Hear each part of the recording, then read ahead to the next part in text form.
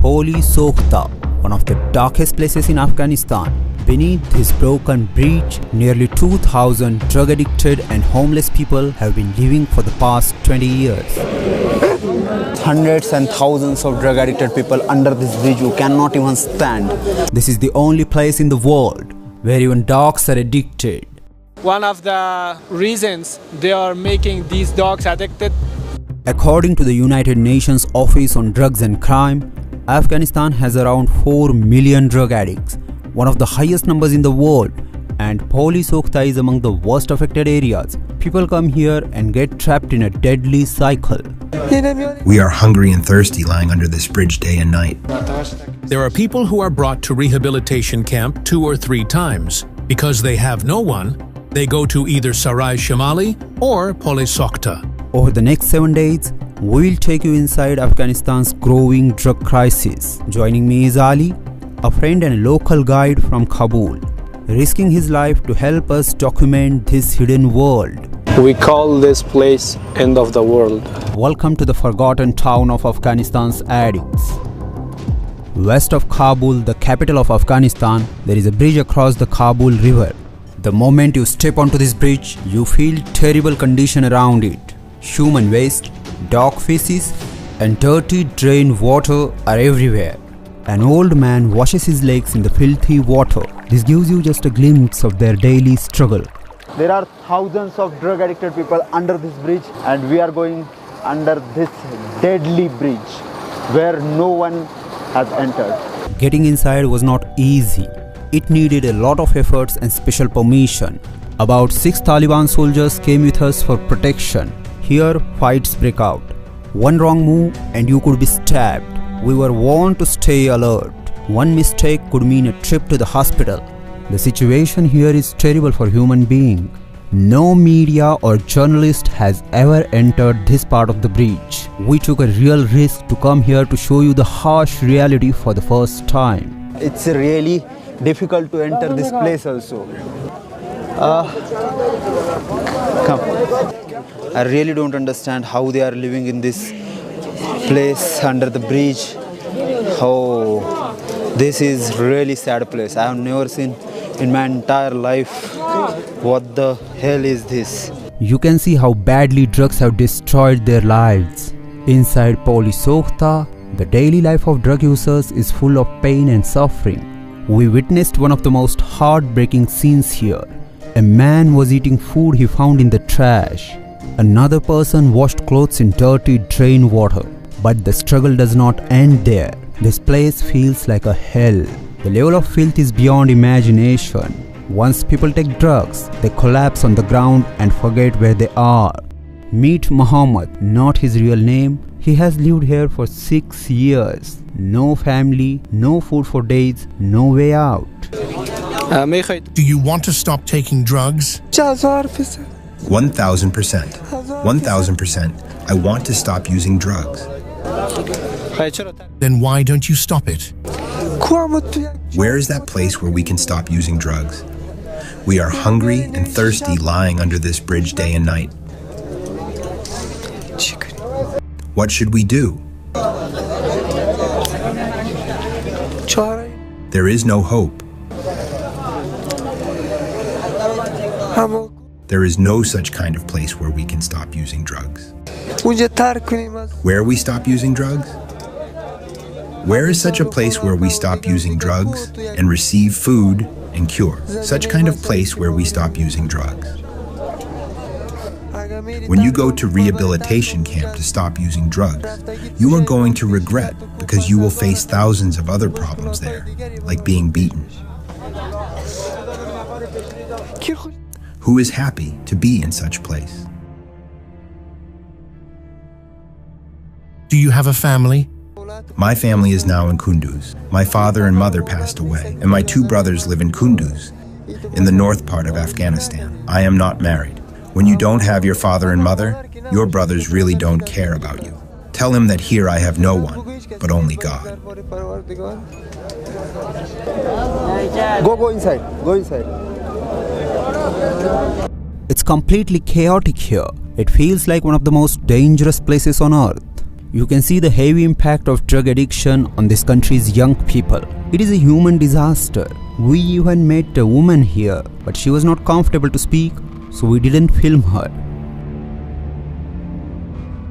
You can see there are hundreds and thousands of drug addicted people under this bridge who cannot even stand.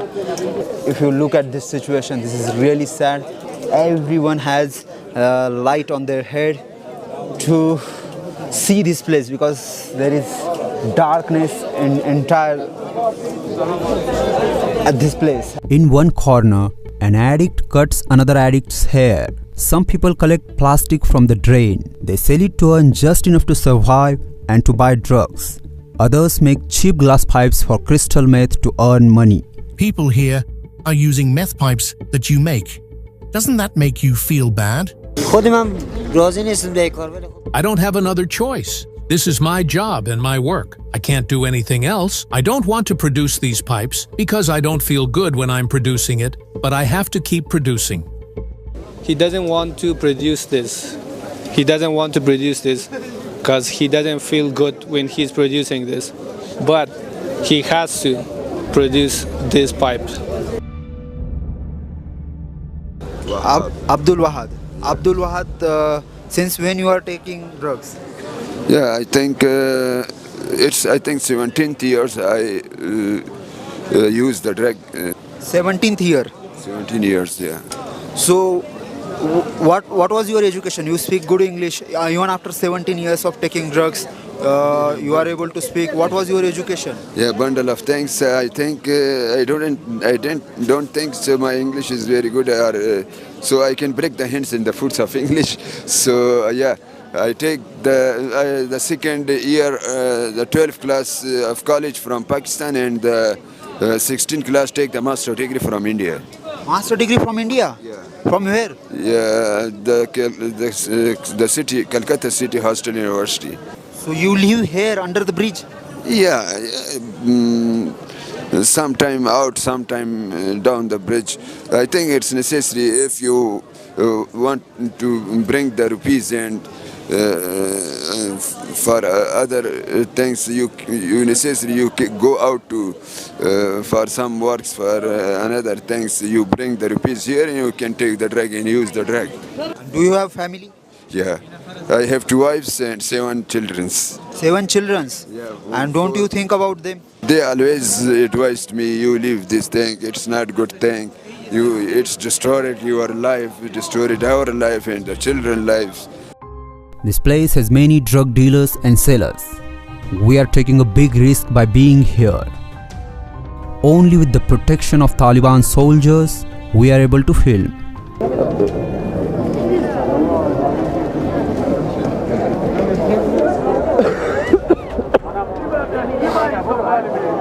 What the this place was? We were just walking on the dead bodies. It was the place that I have never seen before.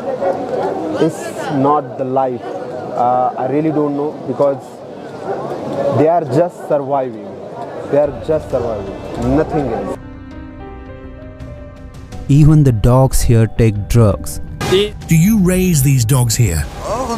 They are brought to this place when they are very small and being left to this place with drugs. Who brings these dogs here? These boys, addicts bring them here. Addicts who like to keep dogs as their pet bring them here and make them addicted so that they don't leave. From where do you bring them? Do you bring them from other places? Where dogs give birth, from that place they bring newborn dogs and keep them here. Do these dogs stay here with you? These dogs stay with those addicts who keep them. When addicts go to work, their dogs stay here. And when they come back, they call their dogs. Then addicts give their dog water, food, and whatever they need. Those who love to keep pets like dogs here, addicted people also like to keep dogs here. They are going to bring all these dogs from other parts of Kabul to this place. And one of the reasons they are making these dogs addicted is to keep them stay here, to keep them here under the bridge. After bringing these dogs under the bridge, within few days, within 20 days they are going to become addicted and they are not going to leave this place. When the dogs are addicted, they are going to give them drugs through a bottle. Here, even dogs fall into addiction. It shows how deep this crisis goes. See, this water is coming from a public bath, and this water is completely wastewater. This water is wastewater, but they are going to wash their faces early in the morning here. They are going to use this water, and they are going to take bath here by this wastewater. All these water come from public bath and buildings, apartments, these kind of places. It's a really sad reality. Actually, I don't understand. Everything is going on here. It's beyond our understanding. Opium poppy has been grown in Afghanistan for centuries. It was used mostly for traditional medicine and local needs. But it was never meant for the worldwide heroin trade. According to American professor Alfred McCoy, author of The Politics of Heroin, there was very little heroin production in Central Asia by mid-1970s. But everything changed in 1979. After the Soviet invasion of Afghanistan, the CIA started Operation Cyclone, one of the most expensive secret missions in US history. The CIA worked closely with Pakistan's intelligence agency ISI. With nearly $2 billion of US taxpayers' money, they armed Afghan Mujahideen fighters. But guns alone couldn't sustain a war. The fighters and their families needed income. So the CIA and ISI turned to something else: opium. They supported large-scale opium farming and gave power to drug traffickers. Trucks filled with weapons entered Afghanistan from Pakistan. On their way back, those trucks were loaded with opium. Soon, hundreds of heroin labs appeared in Pakistan. From there, heroin began to spread across the world like never before. There are smugglers who are importing drugs from different countries into Afghanistan, and they are also cultivating these drugs, such as poppy seeds, in various provinces of Afghanistan. The main reason we cannot stop using drugs is their easy accessibility. He is saying that if they don't stop importing all these drugs to capital of Afghanistan, Kabul, we can't live using these drugs. Even if we go to hospitals, we are going to come back to this place and use drugs for second, third, or fourth times. As an Afghan, it's really sad for me to see my people suffering from this kind of bad situation. They are living under really, really bad conditions under the bridge. And this is the result of war in Afghanistan for 20 years. NATO and their allies and other countries came to Afghanistan.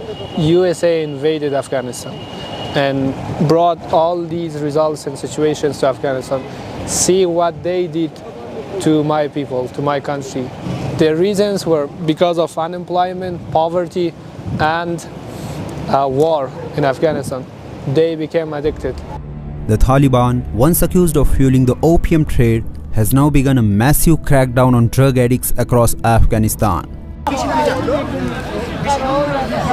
So I'm with the team of Phoenix Rehabilitation Camp, and we have Taliban soldiers with us. So they need entire team to catch drug addicted people and take them back to the rehabilitation camp. And it's quite a difficult task, difficult job. As we have already seen in the police Sokhta, it's the drug hell of the world, and this is a really big mess.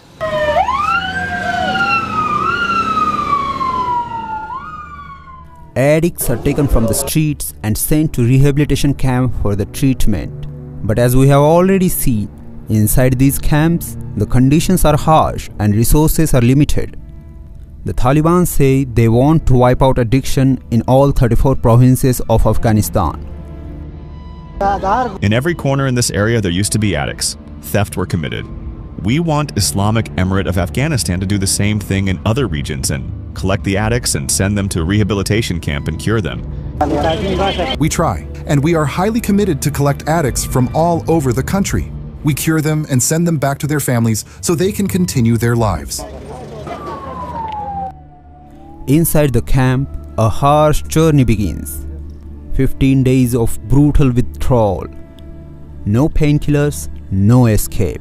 Only cold, hard detox. But how successful are these centers in freeing people from addiction? Doctors here admit they have little hope. Most addicts relapse again and again. Many return to places like Polisokhta, some even after coming to these camps 3 or 4 times, unable to break free from the cycle. There are people who are brought to rehabilitation camp 2 or 3 times. Because they have no one, they go to either Sarai Shamali or Polisokhta. When they are brought to this place by police, after 2 to 3 months they fully recover. Because they have no shelter, they return to those places. Even there are people who might have recovered 6 or 7 or 10 times. There are no jobs for them here or after they recover. Doctors try to convince them to quit, but once outside, life is no easier. Many of them return to places like Polisokhta and fall back into addiction.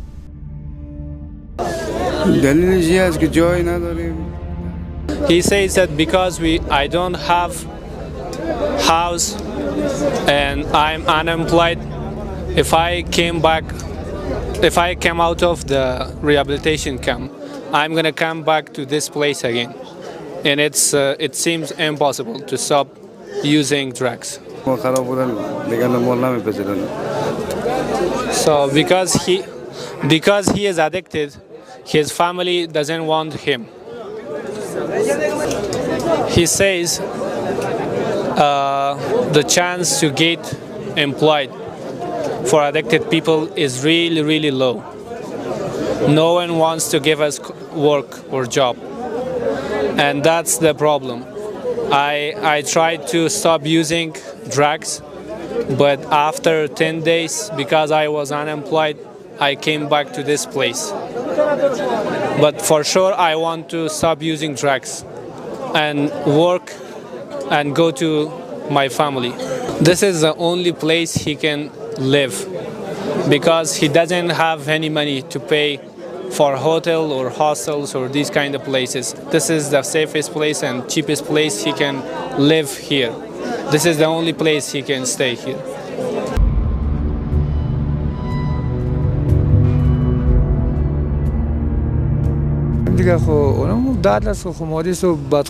I can tolerate being injured. I can even tolerate being shot, but I cannot tolerate the pain of living without drugs. For the first 12 hours, it is possible to stay without them. But after that, we will do anything. We will commit any crime to get money and buy drugs. Drug addiction has impacted people of all ages in Afghanistan. To understand the way forward, we spoke to former police official who is now an addict himself. I was a policeman, and my father was Brigadier General of Police Chief of Kunduz. When he has been killed in an attack, I started taking drugs and became drug addict. I am in this rehabilitation camp since last 55 days. The solution is to stop the cultivation and buying and selling of drugs. If you go to streets or even in front of your house, it's sold. It's everywhere. All youths are addicted, and even 6th grade youths take drugs. And they use alcohol, crystal meth, hashish, and heroin. Boys from above 12 years old use hashish, crystal meth, or heroin. I have seen many boys above 12 years old using different drugs. If the government doesn't ban it, youth addiction is not going to be solved. They bring addicts to rehabilitation camps and keep them 50 or 100 days here. When they leave the camp after 1 year, they start again taking drugs. This place has left a deep mark on us. Young, educated Afghans who could have built a nation are now trapped in a world they were never meant to be in. After we left Afghanistan, the Taliban launched final crackdown on Polisokhta. All the addicts living under the bridge were removed and taken to the Phoenix rehabilitation camp. Today, for the first time in nearly 2 decades, the bridge stands empty. Hello, I am Akshay Shetty. I have taken the initiative to cover real stories and reports from the ground, even those that traditional media often ignores. I am working independently without any media networking, and I want to build a good team to bring real stories from around the world. If you want to support me in this project, join me on Patreon, where you will get access to raw footages that I can't show here, and be part of this independent storytelling project. Even if you can't give or even don't feel like it, that's absolutely fine. We are just glad that you are here, and thank you so much for watching Beyond Boundaries.